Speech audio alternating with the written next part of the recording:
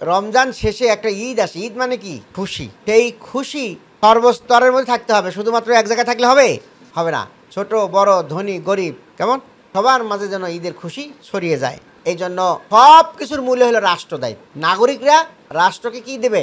Tax দিবে। বাকি যা আছে সব রাষ্ট্র আমাকে করে দিবে। আজকের যে ঈদের উপহার আমরা বাংলাদেশ জামাত ইসলামের পক্ষ থেকে আমরা কিছু ভাই বোনদেরকে একত্রিত করেছি এখানে। এটা সরকারের দায়িত্ব ছিল। সরকার তার সোর্স দিয়ে খোঁজ নিয়ে কার অভাব অনটন আছে, কার সমস্যা আছে, সেই সকল লোকদেরকে খুঁজে বের করে তাদের বাড়ি বাড়ি যায় পৌঁছে দেওয়ার কথা ছিল। যেমন দিয়েছেন কি আমাদের নেতা হযরত ওমর ফারুক রাদিয়াল্লাহু আনহু।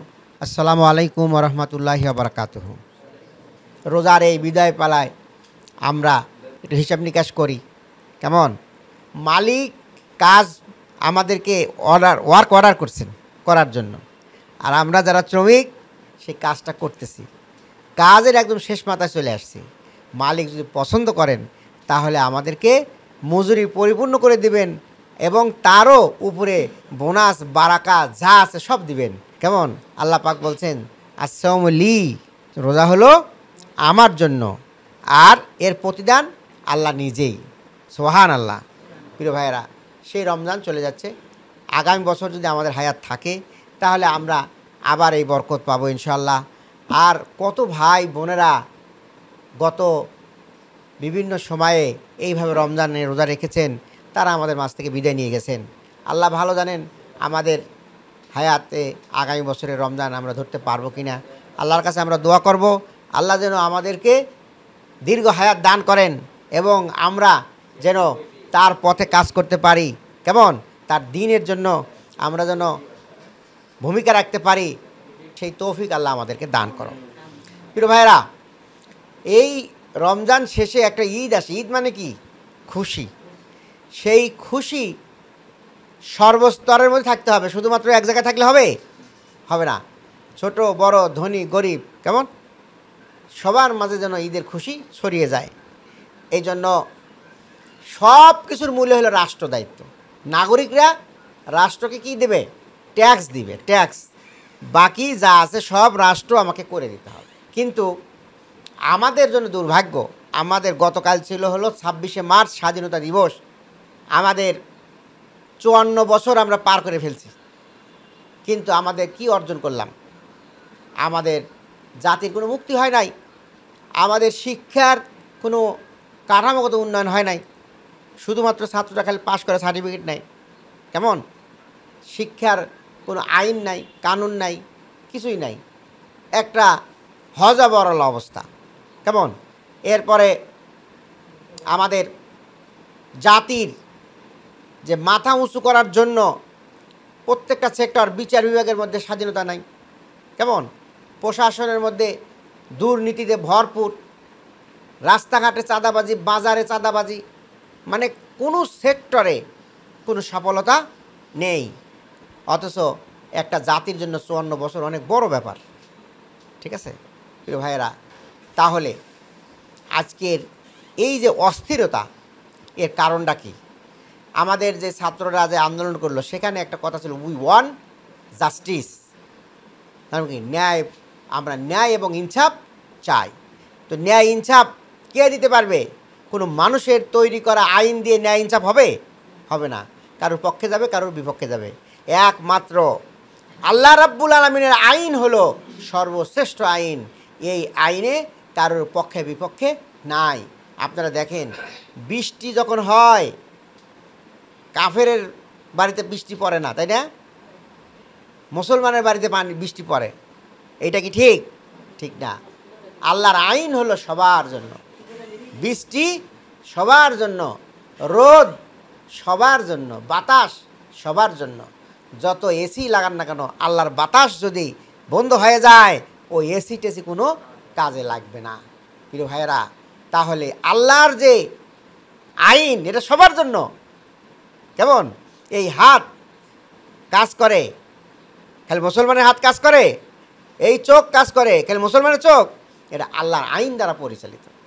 কিছু কিছু আইন আছে আল্লাহ নির্ধারিত করে দিয়েছেন, আর কিছু কিছু আইন আল্লাহ ওপেন রাখছেন। তুমি ইচ্ছে করলে করতে পারো, ইচ্ছে করলে নাও করতে পারো।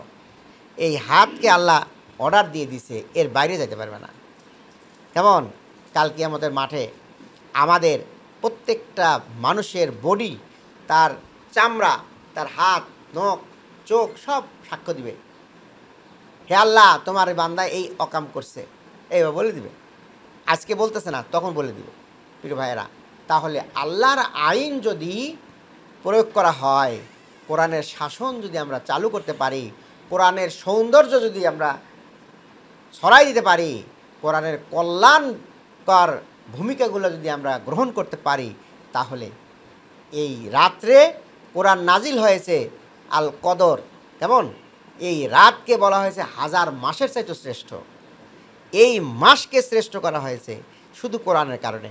যে মাসে কোরআন নাজিল হয়েছে সেই মাস শ্রেষ্ঠ হয়েছে, যে রাতে নাজিল হয়েছে সেই রাত শ্রেষ্ঠ হয়েছে। আর সেই কোরআন যদি আমরা ধারণ করি, ব্যক্তি শ্রেষ্ঠ হবে, সমাজ শ্রেষ্ঠ হবে, রাষ্ট্র শ্রেষ্ঠ হবে, পৃথিবীর 1 নম্বর রাষ্ট্রে পরিণত হবে যদি কোরআন দ্বারা এই সমাজটা আমরা চালু করতে পারি। প্রিয় ভাইয়েরা, এটা কি চালু করা দরকার কিনা বলেন? এই যে এক সরকার পালায় চলে গেছে, জনগণ কইল যে তুমি পদত্যাগ করো, আর উনি আর সাহস পেলেন না, উনি একদম দেশ ত্যাগ করে ফেললেন। ঠিক আছে না প্রিয় ভাইয়েরা? কিন্তু করে লাভ কি? ওই জায়গাগুলো ফিল আপ হয়ে যাচ্ছে না? কি হচ্ছে কি না? মার্কেটে চাঁদাবাজি হয়, হয়। ফুটপাতে চাঁদাবাজি হয়, হয়। তাহলে কারা করে? আওয়ামী লীগ তো নাই, করে কারা? প্রিয় ভাইয়েরা, তাহলে এই চাঁদাবাজি বন্ধ করতে হবে, এই ঘুষ দুর্নীতি বন্ধ করতে হবে। কেমন? সেটা বন্ধ করতে হলে কোরআনের বিধান ছাড়া হবে না। আল কোরআনের বিধান সমাজ যেন চালু হয়, এই জন্য আমাদের সবাইকেই কাজ করতে হবে। আজকের যে ঈদের উপহার আমরা বাংলাদেশ জামাত ইসলামের পক্ষ থেকে আমরা কিছু ভাই বোনদেরকে একত্রিত করেছি এখানে। কেমন? এটা সরকারের দায়িত্ব ছিল। সরকার তার সোর্স দিয়ে খোঁজ নিয়ে কার অভাব অনটন আছে, কার সমস্যা আছে, সেই সকল লোকদেরকে খুঁজে বের করে তাদের বাড়ি বাড়ি যায় পৌঁছে দেওয়ার কথা ছিল। যেমন দিয়েছেন কি আমাদের নেতা হযরত ওমর ফারুক রাদিয়াল্লাহু আনহু। কেমন? ওনার যিনি গার্ড ছিলেন বলছে, স্যার আমার কাঁধে তুলে দেন। কাজে না, আমি নিজেই দায়ী, কারণ এই রাজ্য সম্পর্কে আমাকে জবাবদিহি করতে হবে, অতএব আমার কাঁধে তুলে দাও।